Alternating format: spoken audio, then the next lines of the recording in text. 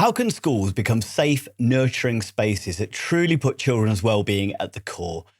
Shahana Knight has dedicated her life to answering that question. As an award-winning childhood trauma specialist and the founder of TPC Therapy, Shahana is transforming classrooms across the UK into trauma-informed therapeutic spaces.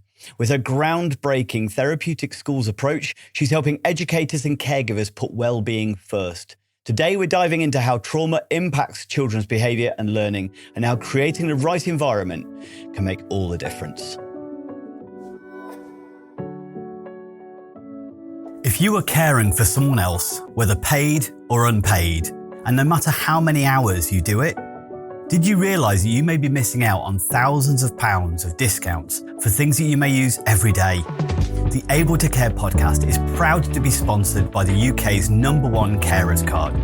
Started by two best friends who recognise that carers deserve better and are 100% committed to helping to change the lives of all carers and bringing them together as a strong community. Carers Card UK provides support, recognition and rewards. It offers reassurance by providing an ID card that helps access emergency information when needed, while also unlocking discounts, a wellbeing hub, a carers circle tool and a community through their app. All of this for less than the price of a box of chocolates a year. There are discounts on gym membership, days out, electrical goods, clothing and even glasses. Let others know you care while taking a little care of yourself with an ID card you can be proud of. Visit carerscarduk.co.uk/promo code/able to care today to order yours.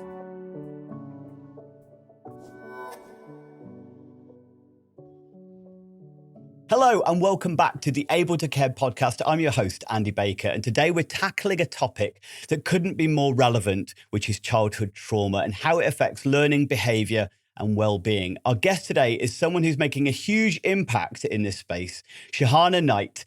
Shahana is an award-winning childhood trauma specialist, the founder and director of TPC Therapy, and the visionary behind the Therapeutic Schools approach. Her mission is to transform schools into places where well-being and emotional safety come first. Shahana's work has been recognised by BBC Newsround and BBC Teach, and her practical, inspiring talks cut through the jargon to deliver actionable strategies. She's not just talking about the problem, she's providing solutions, showing how schools can become trauma-informed and therapeutic environments. We'll be discussing how childhood trauma shows up in the classroom, how traditional approaches often miss the mark, which is something very close to my heart, and what it really means to put children's well-being in the core of education. So whether you're an educator, caregiver, or someone who's passionate about supporting young people, you're going to want to listen in. So first off, Shahana, thank you so much for joining me. It is genuinely an honour. I've been excited seeing your stuff for quite a while, so it's genuinely a privilege to have you on. So thank you. Oh, it's my pleasure. I'm really excited about it. I'm so glad that we've been able to do it. Absolutely. Well, I first came across your work. We'll jump into it a little bit, but I'd seen these photographs that you post on your social media and stuff like that about these beautiful environments that drew my attention in any way before I realized that then you were creating classrooms, which kind of blew my mind as far as, I wish I'd been able to go to school somewhere like that, which I think is the feedback you get from most people, right? Yeah, absolutely. Don't we all wish we went to a classroom that felt comfortable and relaxing? Yeah, so we'll dive into that in a little bit if that's okay, because that's a big part of your overall approach, isn't it? But your work is all about transforming how schools approach trauma, right? What inspired you to create the Therapeutic Schools approach? Oh, that's such a good question. What inspired me? I think I was led there. So depending on how far back you want to go. So when I was growing up, my dad was actually my head teacher of my primary school. Yeah. And we lived in the local community. So he moved us into the community that the school was in. And he was amazing, very charismatic. Everybody loved him. He was kind of inclusive before inclusivity was a thing, before it was a word. So he had a hearing impaired unit put in his school, and all the students then accessed lessons with us. And all the children had to learn how to sign. So every sort of assembly, every song, everything we did, we all learned how to sign. And so that was like my first experience of we have to be inclusive, like everybody matters kind of thing. And then also he was amazing. He really cared about the families that we were kind of interacting with, and he lived around, obviously, because we lived in the area. So he would constantly be supporting them socially and emotionally, and sort of in terms of their family life, which again kind of fed into this mental health and well-being thing that, again, no one was speaking about mental health back then. But so I grew up in a family that kind of was really loving and had other people's well-being at heart. But my dad then really, really struggled with his own childhood trauma. And it got to a point where he had to leave school when I was probably in year 5 and year 6, and started to really struggle with alcohol, became an alcoholic, and had really severe depression, bipolar depression. So it was like one day he was really down and the next day he was quite manic. And we lived in this environment where we grew up with childhood trauma, and we went from having a really secure childhood to a really scary childhood very quite quickly. And our parents couldn't look after us and couldn't support us emotionally because they were going through so much. And because we lived in a local community, we couldn't tell anyone. Like, nobody knew what was happening because, of course, you can imagine, this amazing head teacher is now dealing with these really difficult things. But he couldn't go and walk out on the street or go and ask for help at the local, doctors, whatever, because everybody knew him. And so we just went about as if everything was okay, and it all happened behind closed doors. And I think that was possibly the first step to creating therapeutic ways of working in schools and TPC. I then went through my own career, wanted to work with children. My mum was always in education as well. She loved children. She was a childminder when we were younger. So she worked and did that while we were at school. So we were very much together, and we saw their businesses and their work kind of ethic right in front of us because we were part of it. And then as I was training to do, I did sort of psychology at uni, and then I went on to do a therapy postgraduate, so to be a play therapist. And all the way through my childhood, I kind of tried to be around children as much as possible. So I would volunteer. I was a nanny. I would go to the local after school club and help them. And I was constantly doing stuff with kids from the minute I was allowed to, literally from the minute I was allowed to. I was probably a kid myself. And just loved it. But I was always drawn to what they called then the naughty kids. So I was always drawn to those children who were struggling. And I remember being really young myself and having children tell me about the fact that, what was going on at home, or they would smell of wee, or they would be a bully, but actually they were really struggling with their own kind of sense of well-being and sense of self and self-esteem. And I just was drawn to those kids. And so then my career kind of took a bit of a turn, and I realized that actually I want to work with these kids. And I didn't recognize at the time I wanted to work with those kids because I was one of those kids, to a degree. I didn't realize my own trauma was sort of informing my journey. I'd parked that, and I was almost a bit of an avoidance with that, to be honest, at that time. And then I started to build the company. And I think I came out of uni, did a postgrad therapy qualification, started working with those children, and just realized I want to do this myself. I need to start a business. It's much bigger than just therapy. And pretty much straight off the bat, as soon as I qualified, and I was already starting to sow the seeds of having my own company and doing some of that self-employed work, and schools were selling me out and, all of that. And I just jumped straight in. So I've literally come out of education and started to build the company. And I think probably looking back, the inspiration was my dad's struggles and my own childhood experiences. And that's just gathered momentum as time's gone on. And now the inspiration is every child that I meet. That's amazing. And that sounds like, it sounds like you've been on a bit of a personal journey of realization about that to some degree. As you said, you were drawn to those kids, but then in reflection, it's because you saw yourself in them and wished that maybe that you'd had a you back at one point in your life. Is that kind of what you feel maybe drives you? That's your why? Oh my God, yeah. It's so funny you say that. So I've just published a book, and when I wrote my book, I start the book with this statement of, they say that you become the adult you needed when you were a child. And I absolutely did. And I did that by accident. But I think all of the skills you gather, when you've come from a situation where you're basically in survival, every day you don't know what's going to happen. You have to fend for yourself. I very much grew up learning that I had to look after everybody and their emotional well-being was my responsibility. And I still have that as my kind of core belief system.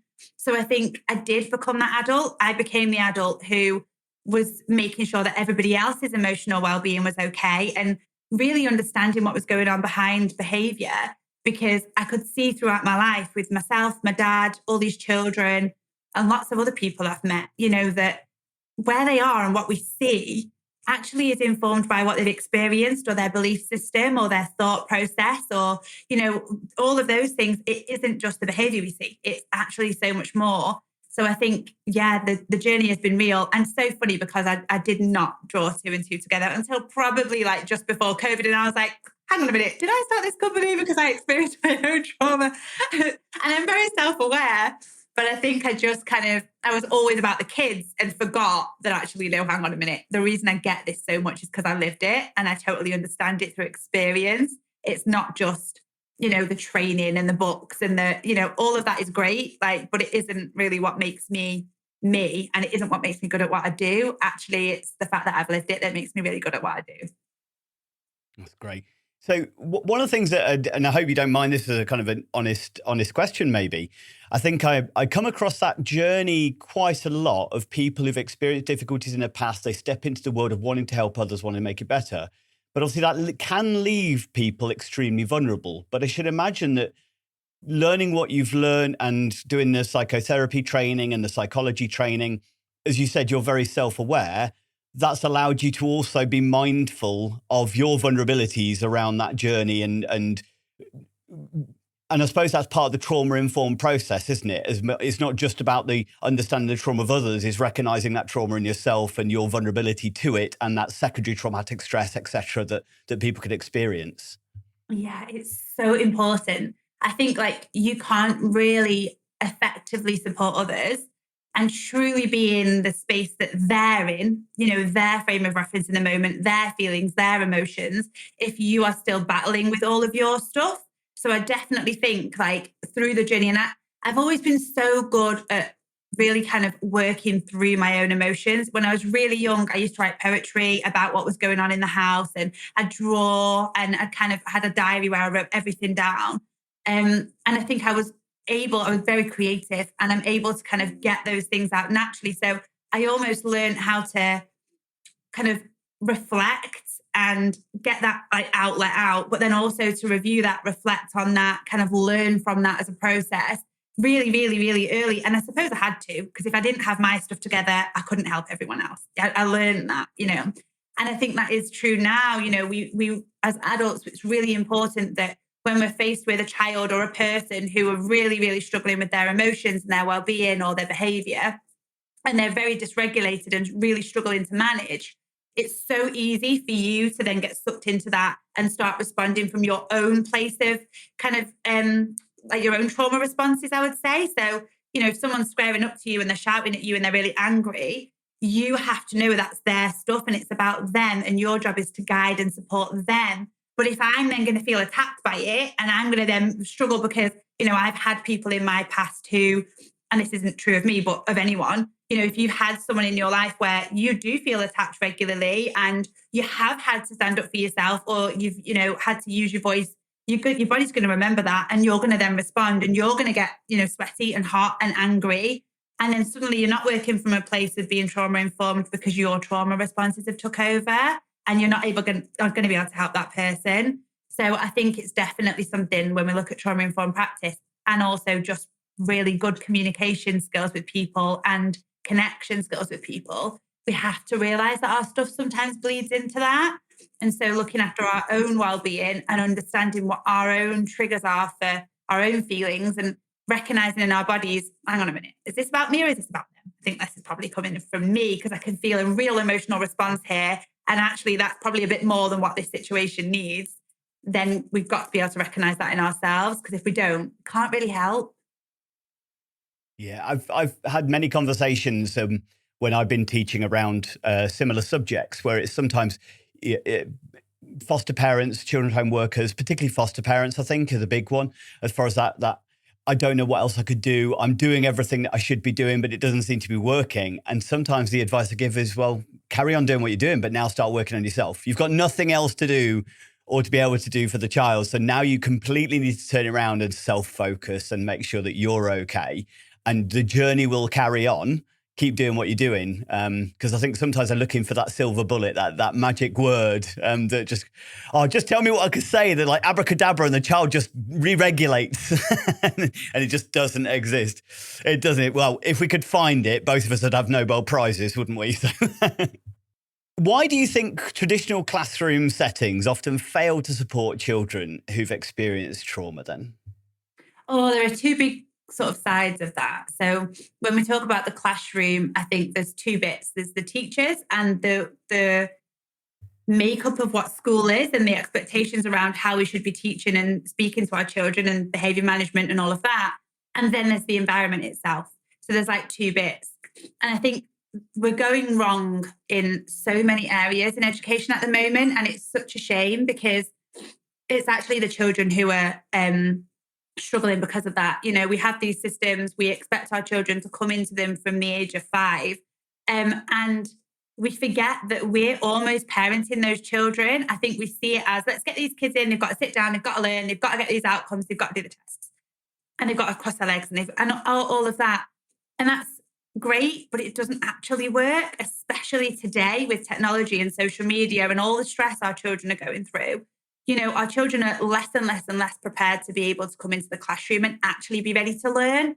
A lot of our children are working from a really high place of stress, and that might be due to trauma. So it might be that our children who have gone through domestic violence or abuse or neglect, or who are living in a family who maybe have separated, but it's difficult, or, you know, even have got large families and don't really know their place. There are so many things our children are navigating through that are difficult. And then the other side of that is, okay, that's trauma and that is so relevant. But what about all the other kids? Genuinely, like, children now are so highly stressed. We all function at this unhealthy stress level as a society. And our kids are oversubscribed to clubs. They're oversubscribed to school. They have breakfast club and school and after school club. You know, some of them might do swimming or football or this or that. And the weekends are busy. And they're not playing. They're not playing. You know, when I was growing up and when you were growing up, I imagine, we would get on our bikes, we'd go out on the front, we'd have a play, we'd be with our friends. You know, we would have that time to just really just be, you know, learn about who we are as people and learn about what our remit is for social skills. Like, who do I like? Who do I not like? Who do I want to spend time with? Who do I not want to spend time with? How do I problem solve if maybe I'm not quite, you know, getting on with someone, or we disagree with something or whatever? Figuring out how to problem solve in a situation, maybe you in the local, I don't know, stream, and you've got to get out of it. You know, there's all of these different things you learn when we used to play that are part of child development. And now when you look at the children coming into school, well, they're not playing because first of all, they're overly busy. And second of all, when they do have time to sit down and truly just be, they're on tech. So they're on the computer or gaming or iPads or whatever, like whatever it is, whatever their poison of choice is, that is what they choose to do. And if you ask most children, what do you want to do? You've got an hour. I want to go on the iPad. I want to go on the TV. I want to go on the gaming. And so we're missing this massive piece of childhood that is part of good child development, healthy child development, that helps us to grow our brains and develop all of these social and emotional skills. And then what we're doing then is we're going, okay, right, so our kids are really highly stressed. Some have got real trauma, but also some are just knackered because they're constantly playing these games. And I think we don't realize that technology isn't calming our children down, and it isn't helping them regulate, and it isn't teaching them any social or emotional skills. It's increasing their levels of stress. And actually, for a lot of our kids, putting them into a state of dysregulation where their brains actually are in what I call survival mode. So whereas with play, we had kids where they would calm down, they'd go and play outside, they'd be in nature, they'd be chatting to their friends, they'd have really lovely nurturing time to just kind of learn and grow and develop without adult intervention. And that was a majority of their day, maybe 4 or 5 hours in an evening or on a weekend or whatever. They'd have that time. That was so good for their brain and so good for their regulation because it would calm the brain down. reduce stress levels, and help them to get into a part of their brain that is where they can learn all of these rational skills, problem solving, communication, reflection, empathy, all of that. What we have now is we have children who are constantly on gaming, the gaming or the social media or whatever it is that they choose to use. And we find girls are often more drawn to social media and boys are more drawn to gaming. That is just what the stats tell us. But what that's doing is it's increasing stress levels. And if you're a child who, let's say you spend 5 hours a night gaming and killing zombies, or you're fighting, or you've got to win a game. So, if you don't win, then you lose or you die. Even if that's popping balloons to not hit the floor, your brain is being programmed to go in a state of survival because it's going, oh, I have to win. I'm in danger. I'm not safe. And so your brain doesn't know the difference between reality and between fantasy. You're going to get sweaty and hot. Your heart's going to start beating. You're going to start feeling overwhelmed and stressed. And you've got to try and win to survive. Everything in your body then is being told you're not safe and that you're not okay. So your survival brain will come on and you will start to then respond with more levels of aggression, more frustration. You'll go into fight mode and want to fight back. Or, we'll start seeing when our kids come off that they're having more meltdowns and they're struggling to follow instructions and little things, they're flying off the handle. All of that is because of the way that tech's programming our children. So this is a long-winded way to come back to your question, but when our children then come into school, we're saying, okay, well, come in, sit down, learn, let's get on with it. They're not even in that part of the brain.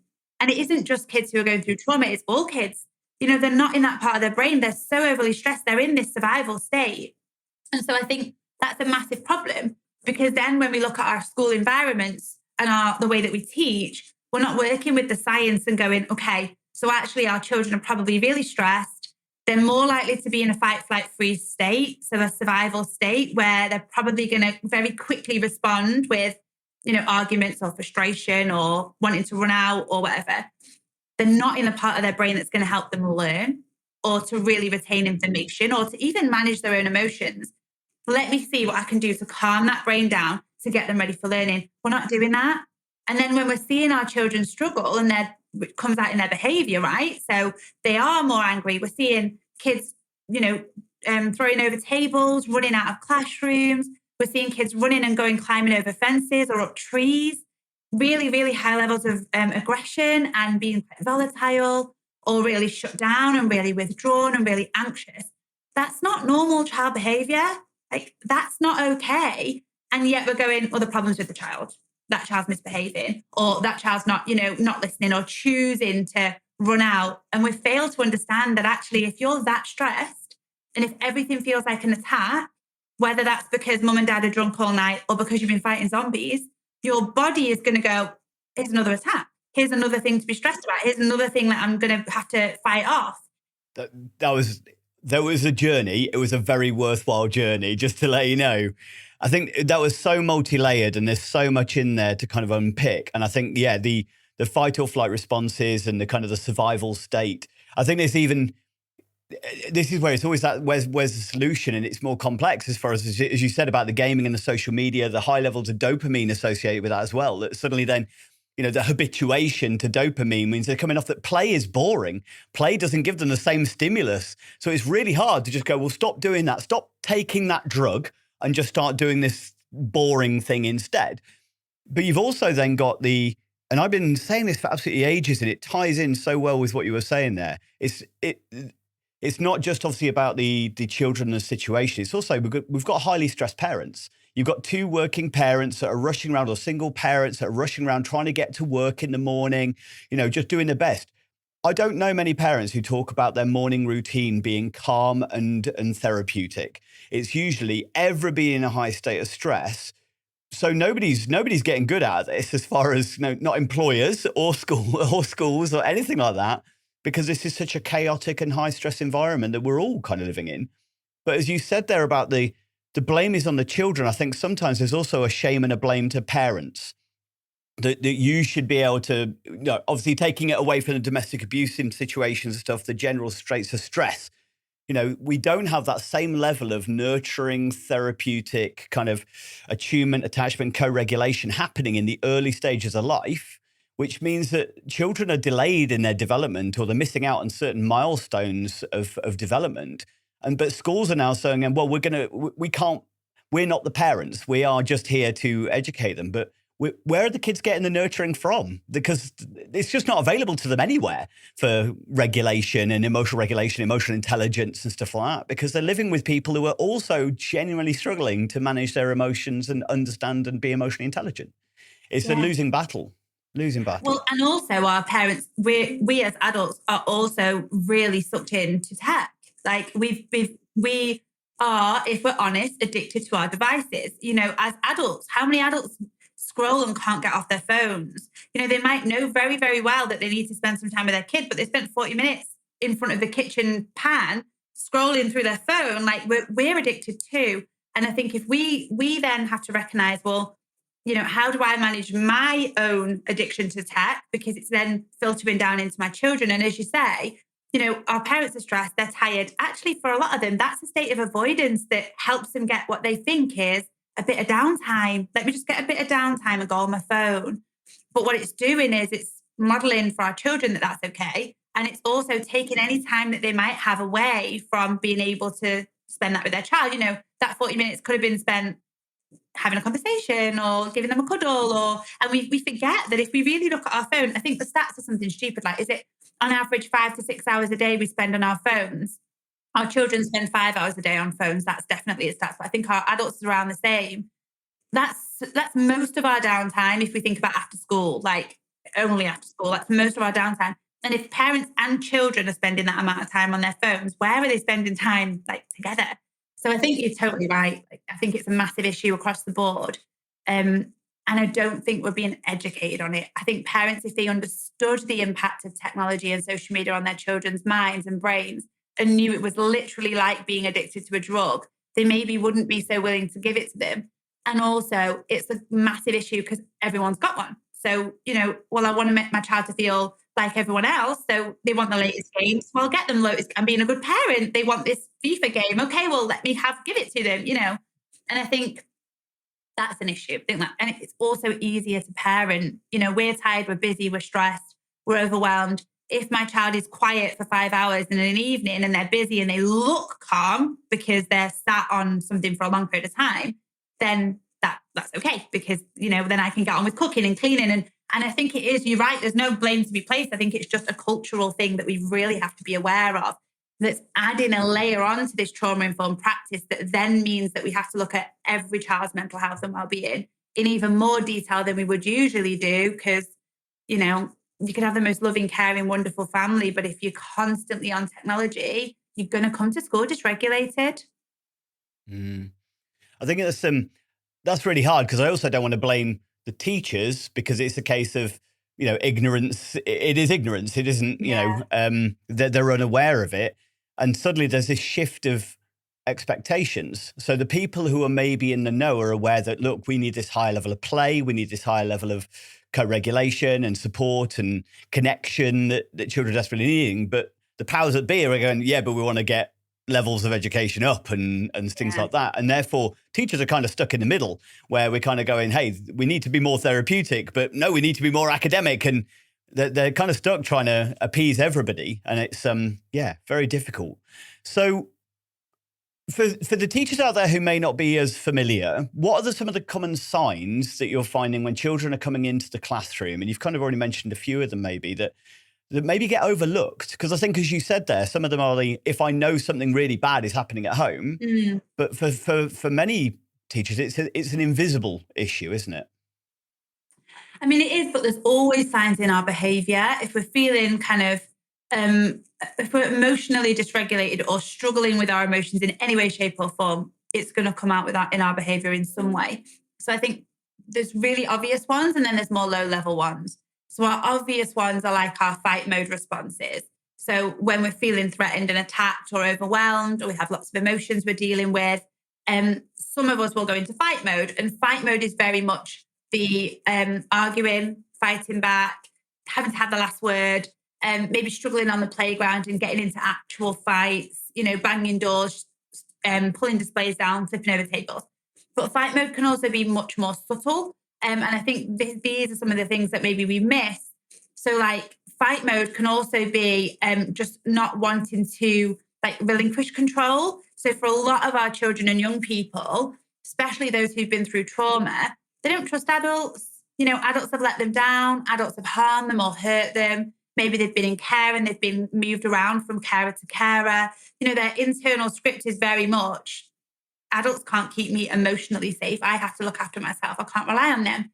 And so when then they come into the classroom, sometimes that fight mode is just that power struggle. I can't give you the power as the adult, because every time any adult has had power, they've let me down or they've hurt me or I've been in danger. I have to have the power. So if you're asking me to complete this piece of work, I'm going to say no. Or if you're asking me or cajoling me to try and do something, I'm going to fight back. And that is another form of fight mode, you know, and it comes from a place of trauma. It's not a cognitive response, them going, right, rationally, I'm not going to do my work today. It very much is, well, someone's trying to make me do something. It's an adult. And my previous experience tells me this is going to put me in danger. So I'm just going to not do it, you know? And so we have to look at subtle things as well. In terms of like, so I'm always thinking like, do I share, do I not? But I'll share a little example of my own. So like when I was growing up, so I was in very much like a high state of stress all the time. Like my normal is highly stressed. If I'm not highly stressed, I don't feel settled or comfortable because I'm so comfortable at that unhealthy level of stress, right? So if things are calm and relaxing, I tend to do this thing where I find things to keep me really, really busy or to make me feel like overwhelmed. So I'm like, oh yeah, it's already calm. Don't really like this feeling. Like this isn't normal. It's too calm. Maybe something bad's going to happen or whatever. And so I'll like take on 5 different projects, or I'll do my child's birthday party while painting the whole house, or whatever it is that I decide to do. And I get myself into this state where really it's dysregulated state and I'm really highly stressed. But my fight mode will then kick in and I'll be like, right. And I'll just get tunnel vision and I'll just smash everything out and kind of get really stuck into things in a way that's almost like I'll work all day and I won't stop, you know, and it's kind of like that sort of thing. That's also fight mode where we're just trying to get through it because it's tricky and it's hard and we just go and we go and we go and we go. And our children do the same thing. We're also seeing behaviors that are more like flight mode behaviors. So the thing is so overwhelming and difficult and the child has learned when things are tricky, I've just got to get away. Like it's safer for me to get away and avoid the hard stuff because otherwise I'm more likely to be safe if I do that. Like the child we said before that maybe runs to the bedroom and hides under the bed in a domestic violence situation. And so in school, we're seeing children who are refusing to, it looks like they're refusing to engage, maybe not coming into school, maybe running out and climbing trees or locking themselves in the toilet or under the table. But again, low level stuff. So like we're seeing children who just go to the toilet 10 times in a lesson or keep asking for a drink of water or are distracting everybody else and getting up and walking around the room. Those are all flight mode responses. They're ways the child can disconnect from the thing that's tricky and avoid it. And that might be that the work's a bit hard or they don't know how to talk in a group. So they're just going to distract everyone because managing a social situation, it feels difficult for them to do. Or maybe they're really struggling because, you know, the teacher's left them and they struggle with feeling abandoned when the teacher leaves because people always leave them. So on that really low level, I now don't have someone one-to-one with me. I don't feel safe and settled. Something in me feels unsettled. But I'm just going to like avoid now and not do the work and walk about and try and get that kind of connection back. And so we're seeing that sort of stuff. And then we're also seeing children who are just shut down, don't want to be in the room, can't engage in the work. They're like in freeze mode. They just can't retain it and take it in because that part of the brain isn't even on. You know, they're not in the rational part where they can learn. And we're seeing some really tricky behaviours across the board. Genuinely, like I work with schools across the whole of the UK in all different settings.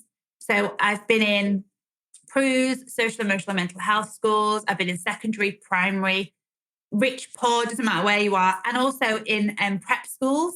And I kid you not, every single school up and down the country, it doesn't matter where you are seeing the same behaviours in our children. We're seeing kids running away, pulling displays down, kicking over tables. We're seeing anxiety. We're seeing so much.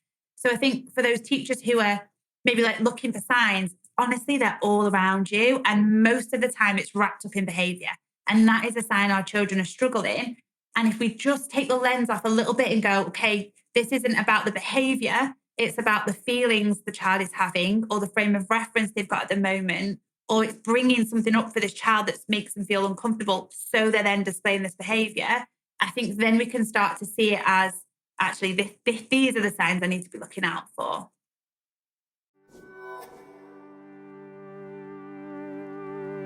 Let me ask you a question. Do you ever find the pressures of supporting, teaching, or caring for someone else overwhelming and wish you had access to more support and information?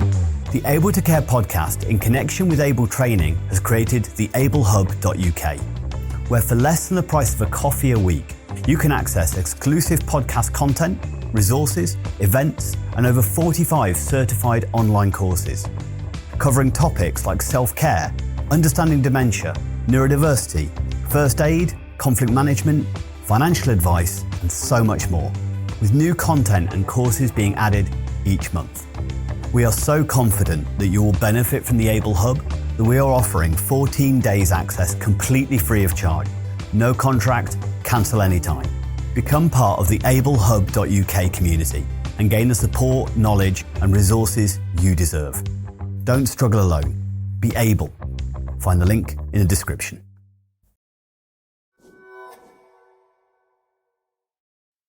So your approach has been described as kind of groundbreaking as far as your ways of going about this, which is a huge word to kind of say, isn't it? But I'd never seen anything. The stuff that you're doing around the classrooms and stuff like that is something I hadn't seen anywhere else. So where did that come from, as far as almost that interior design side of things, particularly? Yeah, genuinely, I think the way that I work is if I see that there's a problem, I want to fix the problem. If I see that something's not working, I'm really open and happy to be like, this isn't working. And I think that possibly has started me off on this journey. So part of what I do is I actually have like whole school courses to help them become fully trauma informed, but also really look at practice. You know, yes, you can learn all the theory, but what do we do? You know, how do we do it? And so I've been rolling that course out for quite a long time. And there's a module in the course around classrooms and helping our children feel safe in the environment. And for ages and ages and ages, I was teaching about classrooms, and there's lots of bits in that. So the environments I create are all about how are we trauma informed? How are we attachment aware?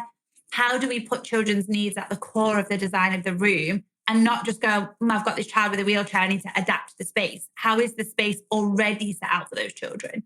And also, how do we get the best out of them to make them inspired to learn and flourish and get that part of the brain on that they need to be in to learn?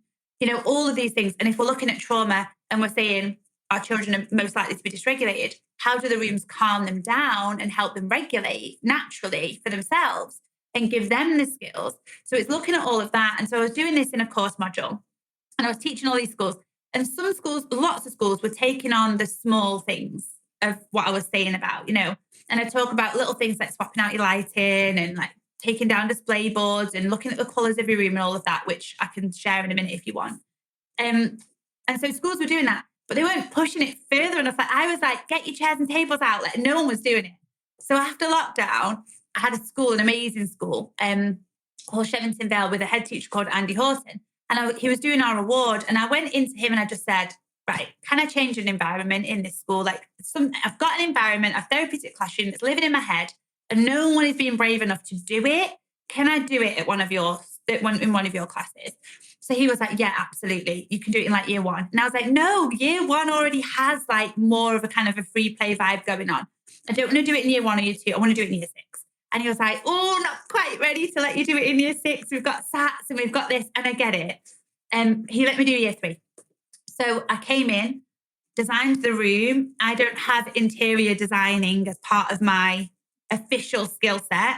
But like I say, I'm extremely creative. And I also am very intuitive. And I'm very, very good at following my intuition and what feels right. And so with spaces, it's how you feel in the space that I'm really led by. And so I sat and I just designed this classroom, sat in the room, watched how the kids interacted in the space, watched how the teacher utilised the room, what they needed from the room, all of that, and just redesigned it. And then he was amazing. He was like, right, we've got a small budget, go out and get whatever you want and we'll take everything out of the room and we'll do it. So he was my first experience of completely redesigning a classroom. And I literally took everything out. And when we talk about therapeutic classrooms, for those who are listening, we take out the plastic chairs, we take out the tables, we put in flexible seating options. So some low seating, some high seating, comfortable seating, calm spaces. Everything is upholstered. So it's like soft to the touch. And we take away display boards and have like basically what would look like a real calm living room / office / coffee vibe space all in one. And so I did that in this classroom in this school, and I filmed it and we put it on YouTube, and it just went crazy.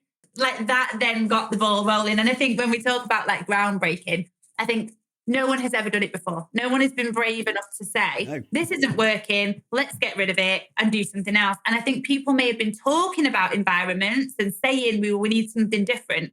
I think, and I might be wrong, there might be someone else doing it, but I think in the UK, I'm the only person who's gone, let's get it out and let's do something new. And I think it's just become a whole thing of its own. And we've been on an amazing journey. It's really exciting where it's going. It is. And this is what was really resonated with me. So one of the fundamentals that I try and get over in all the behavior management stuff that I do is, prevention. I always look at it as a hierarchy. Yeah. Like if I was reducing the risk of fire, rather than just making sure I got loads of fire extinguishers, we put the hierarchy at the preventative, then the proactive management, then the troubleshooting. But most schools, the triangle, the hierarchy is completely upside down, and they're spending all their time fighting fires. They're not putting appropriate preventative measures in place, which is just doesn't make sense to me. And I started seeing your classrooms, and it just so fell into my philosophy of the preventative. But it is, as you said, the bravest. I talk about, if you've got a child with sensory processing issues, for instance, you imagine 30 wooden chairs being scraped back on a wooden floor, that's going to cause potential meltdown and dysregulation. And rather than having to deal with always dysregulated again, well, get some carpet, change the chairs, But nobody does it. And it was amazing to start seeing this being actioned. And it just is, for me, I don't believe in common sense. It doesn't exist. Nobody seems to have it. But there was an element of common sense in there. Like, we know, you mentioned their similarity to coffee shops, living rooms, and now offices. And offices have moved over in that direction of much more, about a therapeutic approach, or somewhere you want to work. You feel focused. You feel kind of inspired to work. How many people now go and spend time in a coffee shop to do and do their work, and or they've set their own room up at home to be therapeutic as an office, and yet we still accept children to the old style kind of office of just clinical as far as what if the seats get dirty, but also then this complete lack of warmth about the environment, and as you said, overstimulating as well. So it's amazing to see. Really enjoyed it. Where can people check out? Obviously, you said you got the YouTube video. I know your website as well, and we'll obviously put links in, but is there anywhere else where they can see more of the photos and the different examples, and how do you put a room together? Yeah, it's such a good question. So in terms of finding images, we've got lots on YouTube, and that shows the whole journey. So some of them are really early rooms, and just to kind of really highlight here, I was so naive when I went into this. So and I think you kind of have to be to do things really differently. I just went in and was like, get rid of it. And I luckily had loads of head teachers who were like, yeah, we're ready, we'll do it. But then I was replacing furniture with stuff from IKEA and online on Amazon. And of course, it didn't last very long, but we proved concept. So we proved that our children were coming into school. Kids who had been out of education for years were then suddenly coming in every day. Like even kids in social, emotional, mental health schools who had been on like half-day plans or 2-hour plans were suddenly coming in every single day just because of the environment change. We've seen massive amounts of dysregulation decreasing. Children they feel safe. I didn't even use that word with the kids. It's my intention. But little year 3s all the way up to year 6, I feel safe in my classroom. It made a massive difference in terms of outcomes. And some schools are even seeing the difference in like test results. The projected outcomes for certain children, when they then go and work in a therapeutic classroom space, the outcomes have increased massively in terms of what they were projected to do. So it works. So I was very naive. Now I realized the concept works, but we can't put in stuff that's just from Amazon and just from IKEA. And so I now work with suppliers. I found suppliers and I have made my own range of furniture. And we're now selling furniture. We're going to open a shop and we're going to have furniture that people can buy. So in terms of where to find us, soon our shop will launch, our therapeutic classroom shop will launch. That will have blogs on there, images, pictures, videos, and obviously all of the items you can buy. And you can go on and just buy everything I would use in a classroom from that space eventually. And also my socials, LinkedIn is a really good place to have a look at some pictures. At the moment, the TPC website has some images, but we'll have a therapeutic classroom website really soon. So that's that bit. In terms of, what was your second bit about that? How do you put them together or something like that? Yeah, what kind of, what are the main elements that you look to create? Yeah. Okay, so if you think about an average classroom, like you're absolutely right when you say like offices and places like that, we've all started to move towards, as adults, a more flexible way of working, right? But our classrooms are still really horrible plastic chairs that are often too small, really uncomfortable rectangle or round tables, not much space in the room because the furniture doesn't allow it, because it's these big pieces of furniture, and lots of stuff on the boards. So we completely translate, that's not even a word, like turn it on its head. And we say, well, okay, forget that. If we just had a room, what would be the best space for our children to come into and want to learn, but not just want to learn, want to be in and feel inspired to be creative or ask questions or communicate with each other and think, what are those rooms like? If we're going to take all of our children into one space called a school and say we're going to teach you, how do we get them to want to be taught? What do we do?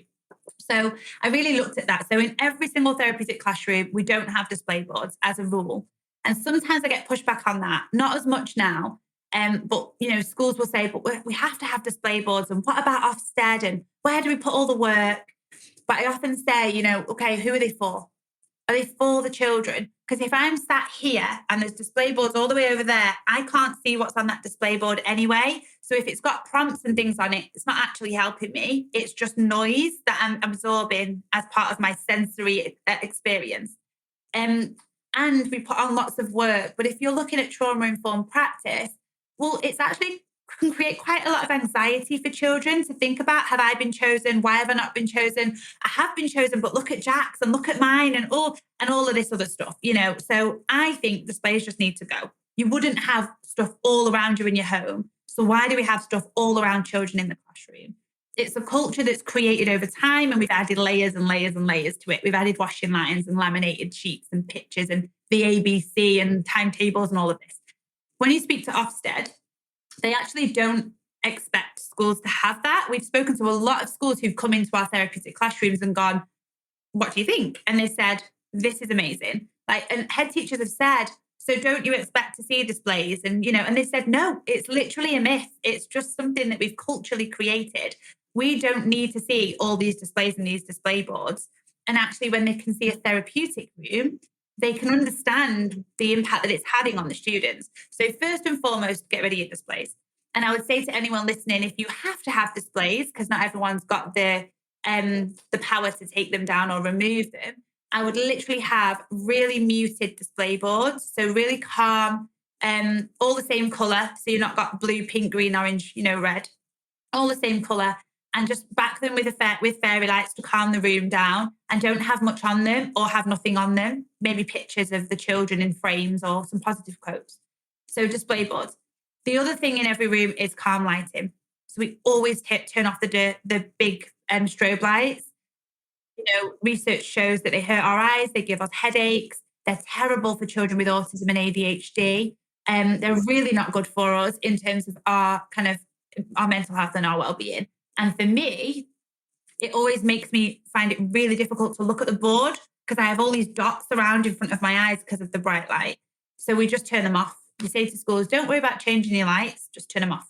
And so use the natural light coming in from the windows, and then put in fairy lights or lamps, or we sell little LED lights where you tap the top and they change colour, and create a really calm, safe zone. And even if you just did that, it makes such a difference to concentration levels, noise levels, and levels of calm. So lighting's a big one.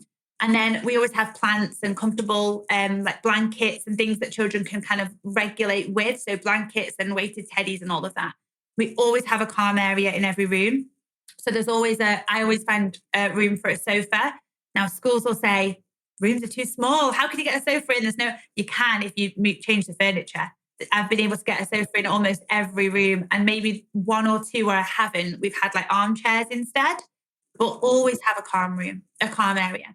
And again, if we're looking at trauma-informed practice, the reason for that is if you acknowledge children are going to struggle. Children are going to struggle to engage. Some children are going to dysregulate and their feelings and emotions are going to start to bubble up, and they're not going to be able to concentrate. As teachers, we have to give them the tools to be able to manage that for themselves and really calm themselves down and utilize something within the room that they can do themselves independently that's going to help get them back into a state of learning. So the blankets help them regulate. They can pull them around them and get on with their work. Or they can go and sit on the sofa and do their work there. So again, it's challenging perceptions. But I always say that is just as much a viable space to learn as a table. And so they go off, they sit on the sofa, they get a blanket, they pull up their maths work and they do their work. Or they listen to the input. Or they'll go, I'm not doing it. And they'll just sit at the back. But they're in the room, right? They're in the room and they're with a blanket and they're opted out, but they're not really, because they're with you. They're safe in their space. They've not been rejected or had to find a reason to be so dysregulated that they can leave and go into that fight mode. They're actually within the space. And so it's so much easier to come back into a state of learning. So we always have a calm area. And the last thing is we change our tables and we swap out our chairs. So every room has high seating, a high bar table. I swear, honestly, like if you can afford nothing else, go out and get a high bar table for your kids, because those children who really struggle to engage, and I usually find it's those children who have got some sort of, trauma in their life or some sort of adversity that they're dealing with, and they really find it hard to stay in the lesson. Get a high table with high chairs and that child will sit and that child will learn for pretty much the whole session. There's just something about it. So we always have high options. We have low options where they can sit on the floor with low tables and floor cushions and bean bags and things. And then we have round tables for connection and eye contact and togetherness, but small ones, so maybe just 4 to a table. And then we have nice big tables where we've got a collection of children and they can do like activities or group work or chatting. And the idea is children can move around the space. So if on one day they feel like they need to just be on their own a little bit at a high table and just have a bit of space, they can. If then the next session they fancy sitting on a round table, they can. And it's up to the teacher to then learn how to navigate that room with the children. Obviously, we don't swap seats during the lesson, but it gives them those flexible options. And genuinely, if you've got a child who just wants to sit on the floor, just let them sit on the floor. It really doesn't matter. If they're learning and they're engaged, they can sit on the floor with no shoes and socks on. That's part of the therapeutic classroom approach. Great. You're going to have a child who's engaging.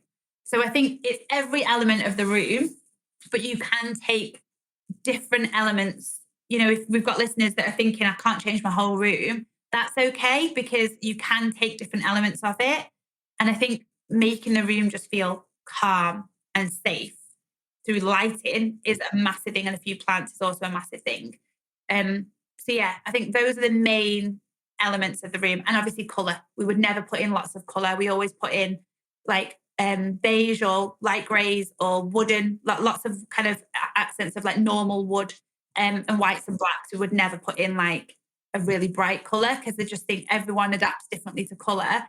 Everyone has a different sort of relationship with colour, and colour outdates really quickly as well. And so, you find yourself then stuck with a big bright purple wall. It's not in line with what I do. I know lots of schools like a bit of colour, but I will always say, just keep it really neutral and natural and let them just focus on the work.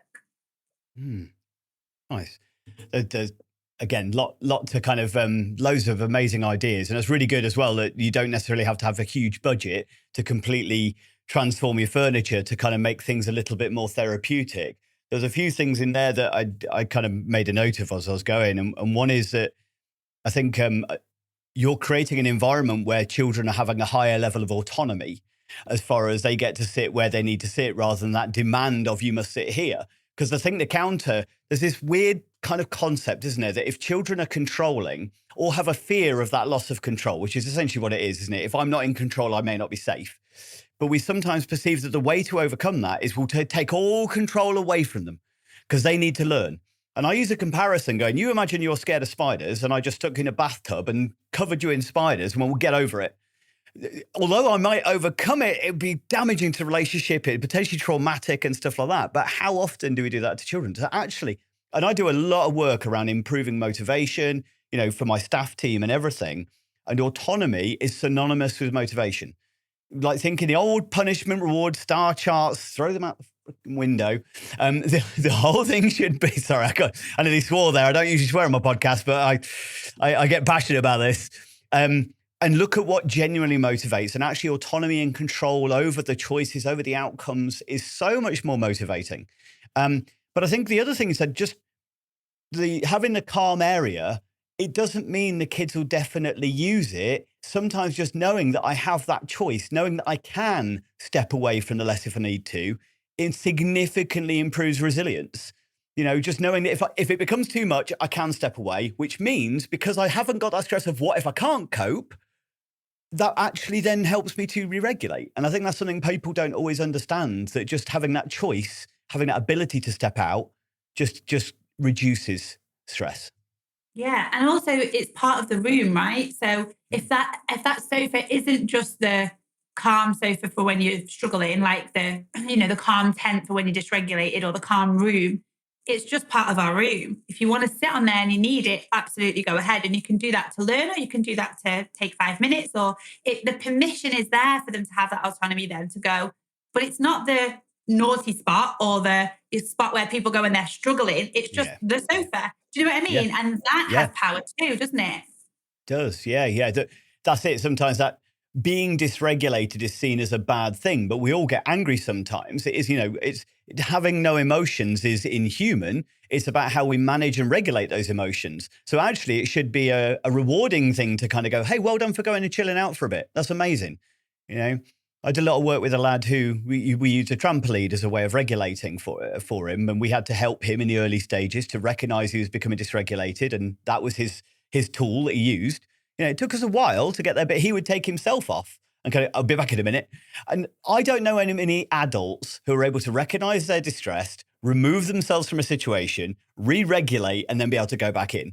So it's no wonder we're struggling to teach children to do it, but that is the absolute ideal, isn't it? Absolutely ideal. It is. And when we look at mental health, like, the levels of children and young people dealing with mental health issues has exponentially increased. Like, it's actually a joke. There's so many children struggling.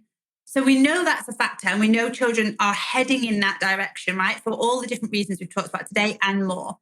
And I think the thing is, when we look at our classrooms, is what is our job really, like as adults in the classroom? It isn't actually, I think, anymore just about teaching them what's on the page, like just about the maths or the English or the lesson or whatever it is. Some of our children, if we're really honest, they're not even there. They're not even ready to learn those things. They have to understand what's going on for themselves first. They've got a massive gap around, am I naughty? Am I bad? Why am I always angry? Why am I always frustrated? I can't control these feelings. So you're saying there, you gave this child the ability to learn, this is how I'm feeling, and I now can do this to regulate and calm down. We have to teach our children to have that emotional intelligence and that skill set. No one else is teaching our children that, for all of the reasons we've discussed. Actually, is it now our job? And I believe that it is, to almost be like second parents, where we go, okay, where are the children at? We know the children are struggling. We know that they cannot understand even sometimes how they feel. They're angry or sad, but they don't know what anxiety feels like. I know so many kids who believe they've got tummy ache when they're anxious, or they're hungry when they're anxious. They don't know that actually they're embarrassed that they got something wrong. They're not angry, but I'm angry, it's because of this. No, you're a bit embarrassed, and that's okay. There's this whole piece around teaching our children how they feel, how they're experiencing things, how that links to their behavior, and then doing something about it for themselves and helping them calm down. And the whole other side of my sort of business is that it's that therapeutic teaching skills, which is all the book's all about, is about giving them the skill set themselves and going, actually, our job is to create well-rounded little people, and they have to understand what's going on for them. Because if they're not going to learn anyway. they're not going to be able to learn. So if we don't do this piece of work first, well, you can bang your head all day long trying to teach them maths, but they're not in the right headspace to do it. Their brain literally isn't working from that place. Maybe just let's do this first, and then they'll be more engaged and they'll be able to learn. So I think you're right. I think that whole piece of work is it's essential. Yeah. So I genuinely feel we could continue a conversation forever. I think we could disappear into a rabbit hole and me and you could wax intellectual and put the world to rights 100%. But we have to draw a close as far as the podcast is concerned. So to finish us off then, what's next for you and for TPC Therapy? You've mentioned a few of the kind of main projects that you're looking to do as far as the furniture shop or environment or the therapeutic environment. Your book, obviously, have you recorded the audio version of it as well? Yes, it's also on Audible now. Yeah, excellent. Yeah, so what else are you hoping to achieve and what's the next steps for you? So we are going to launch our therapeutic classroom shop. That should come hopefully April onwards. We are in the process of getting our furniture tested to education standards, which has been a massive thing for us. So that's like the next big thing. The book has come out. That's all about how we, basically what we've just been talking about, touched on a little bit about our language with children, seeing behind the behaviour, helping them regulate and learn how to be emotionally intelligent children at the same time as teaching them and giving them those safe consequences without punishment and punitive and all of that. So that's coming out. And the environment stuff's also in that book. So that's now available online and also on Audible, which I'm so excited about because I think listening to a book is it's such a brilliant way to absorb the information. And I can tell you it, so you can hear my voice and the way that I'm sort of giving examples of how to speak to children, you can hear it. So that's coming. I'm just about to go on a virtual book tour. So it took me a while to think about whether or not I wanted to do it, but I've decided to do it. So I'm visiting schools around the country virtually for an hour and a half twilight. And I'm just going to do a talk session on lots of this stuff for free. It's just kind of that promotion of the book really, and to just kind of get the word out there. So that's coming. And if anyone's interested, you can possibly book onto that, depending on when you're listening. And then the courses and awards that we do is also a massive part of the work.